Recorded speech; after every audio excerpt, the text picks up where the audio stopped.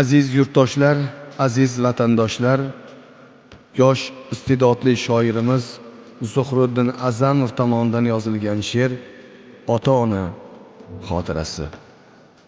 Ne azoblar bilan bizni katta qildilar.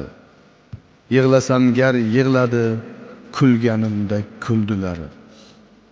Ota-onam biz uchun o'z yemay boqdilar, doim o'ylab barchamiz ko'zidan yosh oqdilar. O'zi kiymay kiydirdi, o'zi ichmay ichirdi, nima gunoh ayb qilsak barchasini kechirdi.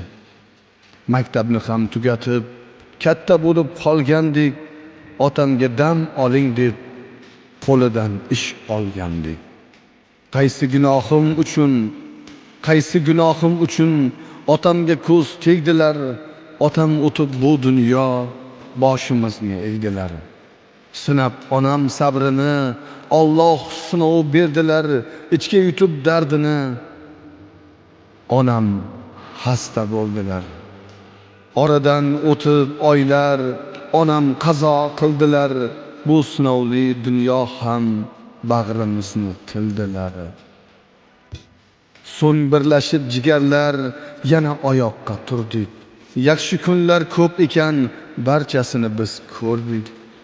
Aka, opa, yangalar berishdi menga yordam, Allohimga ming shukr, yuribman tetik bardam. Mana qurdim men oila, bir o'g'il va qizim bor. Alloh asrab panohda, doim bo'lsin omad yor.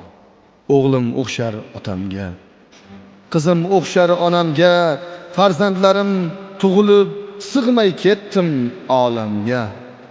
Otam, onam sizlarni, ruhingiz bo'lsin shod, bolalaringiz yig'lab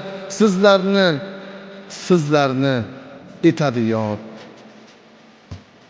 Sizlarni men sog'indim, ko'zimga yosh olaman, o'sha kichik o'g'lingiz men Zuhriddin bo'laman.